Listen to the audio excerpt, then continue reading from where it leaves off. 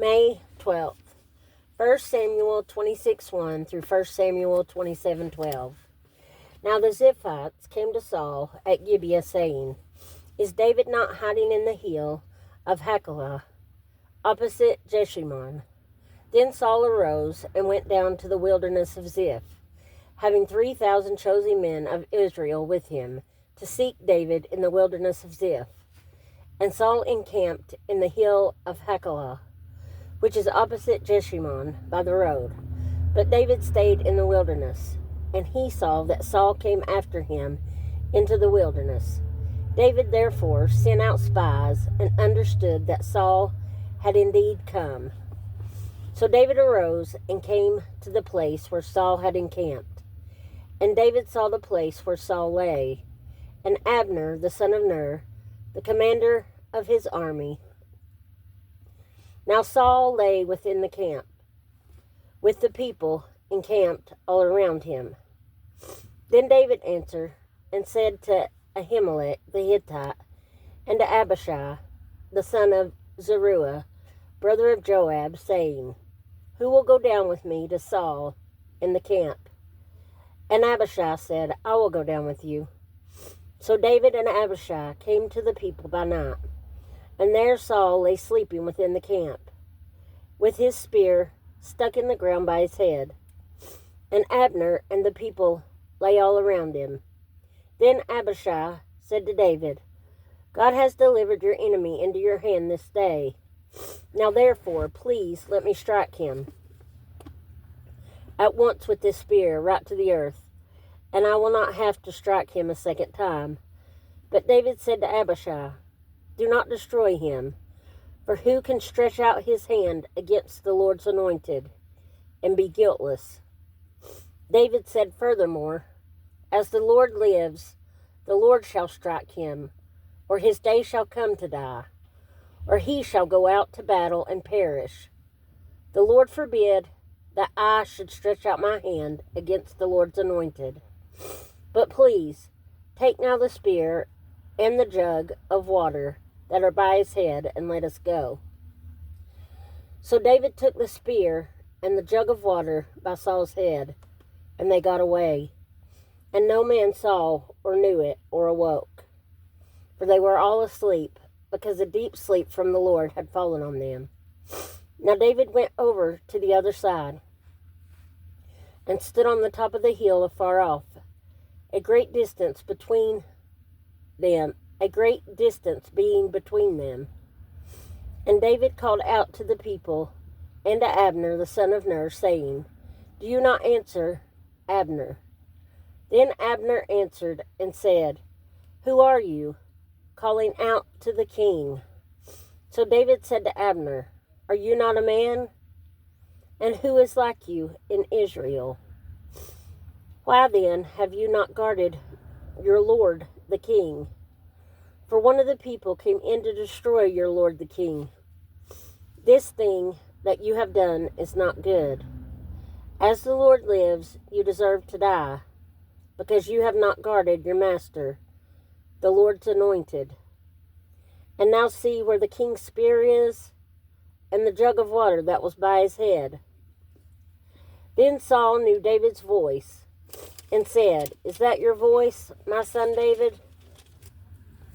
David said, It is my voice, my lord, O king.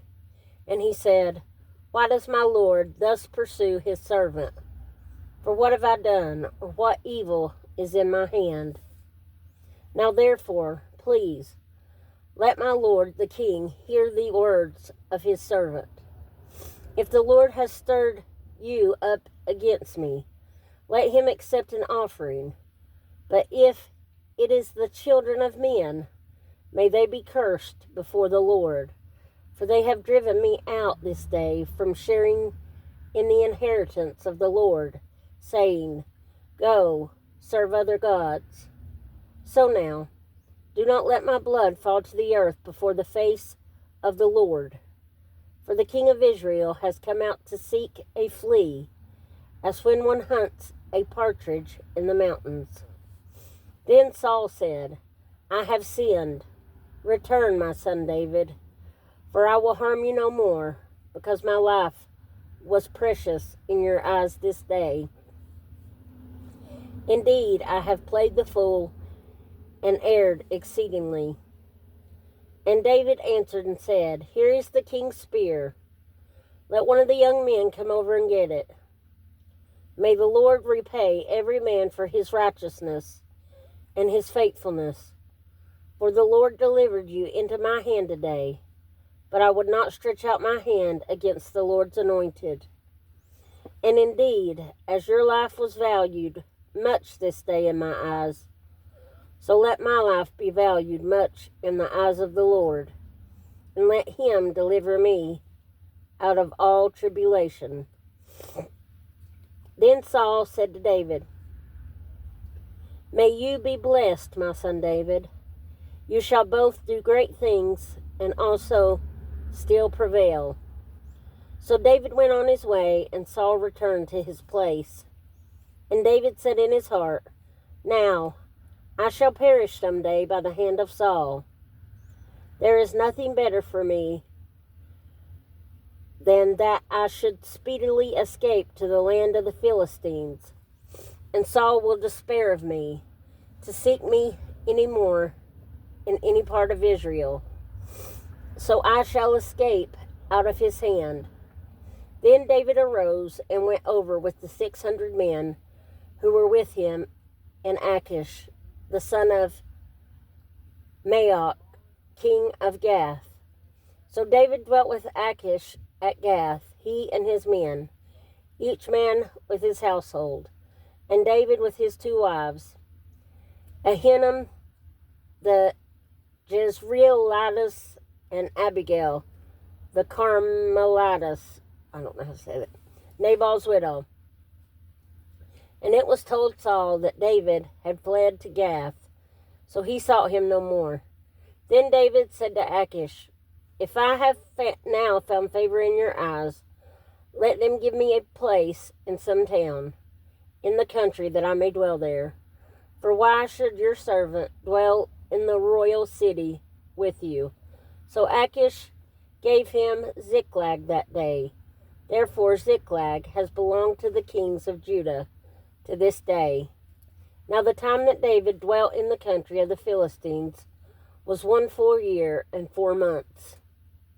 And David and his men went up and raided the Gershurites and the Girzites and the Amalekites, for those nations were the inhabitants of the land from old, as you go to Shur, and as far as the land of Egypt. Whenever David attacked the land, he left neither man nor woman alive, but took away the sheep, the oxen, the donkeys, the camels, and the apparel, and returned and came to Achish. Then Achish would say, Where have you made a raid today? And David would say, Against the southern area of Judah, or against the southern area of the Jehoramalites, or against the southern area of the Kenites.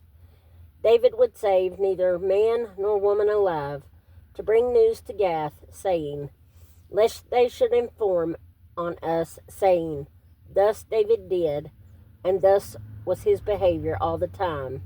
He dwelt in the country of the Philistines. So Achish delivered David, saying, He has made his people Israel utterly abhor him. Therefore he will be my servant forever. Psalm 60, 6 through 12. God has spoken in his holiness. I will rejoice. I will divide Shechem and measure out the valley of Sukkoth. Gilead is mine, and Manasseh is mine. Ephraim also is the helmet for my head. Judah is my lawgiver. Moab is my washpot. Over Edom I will cast my shoe. Philistia, shout in triumph because of me. Who will bring me to the strong city? Who will lead me to Edom? Is it not you, O God, who cast us off? And you, O God, who did not go out with our armies, give us help from trouble, for the help of man is useless. Through God we will do valiantly, for it is he who shall tread down our enemies. Proverbs 16, 4-5. The Lord has made all for himself, yes, even the wicked for the day of doom. Everyone proud in heart is an abomination to the Lord. Though they join forces, none will go unpunished. John 2, 1-25. On the third day, there was a wedding in Cana of Galilee, and the mother of Jesus was there. Now both Jesus and his disciples were invited to the wedding. And when they ran out of wine, the mother of Jesus said to him, "They have no wine." Jesus said to her, "Woman, what does your concern have to do with me? My hour has not yet come." His mother said to the servants, Whatever he says to you, do it." Now there were set there 6 water pots of stone, according to the manner of purification of the Jews, containing 20 or 30 gallons apiece. Jesus said to them, "Fill the water pots with water." And they filled them up to the brim. And he said to them, "Draw some out now, and take it to the master of the feast." And they took it. When the master of the feast had tasted the water that was made wine, and did not know where it came from, but the servants who had drawn the water knew, the master of the feast called the bridegroom. And he said to him, "Every man at the beginning sets out the good wine, and when the guests have well drunk, then the inferior. You have kept the good wine until now." This beginning of signs Jesus did in Cana of Galilee, and manifested his glory, and his disciples believed in him. After this he went down to Capernaum, he, his mother, his brothers, and his disciples, and they did not stay there many days. Now the Passover of the Jews was at hand, and Jesus went up to Jerusalem, and he found in the temple those who sold oxen and sheep and doves, and the money changers doing business. When he had made a whip of cords, he drove them out of the temple with the sheep, the oxen, and poured out the changers' money, and overturned the tables. And he said to those who sold doves, "Take these things away. Do not make my Father's house a house of merchandise." Then his disciples remembered that it is written, "Zeal for your house has eaten me up." So the Jews answered and said to him, "What sign do you show to us, since you do these things?" Jesus answered and said to them, "Destroy this temple, and in 3 days I will raise it up." Then the Jews said, "It has taken 46 years to build this temple, and you will raise it up in 3 days." But he was speaking of the temple of his body. Therefore, when he had risen from the dead, his disciples remembered he had said this to them, and they believed the scripture, the word which Jesus had said. Now when he was in Jerusalem at the Passover during the feast, many believed in his name when they saw the signs which he did. But Jesus did not commit himself to them, because he knew all men, and had no need that anyone should testify of man, for he knew what was in man.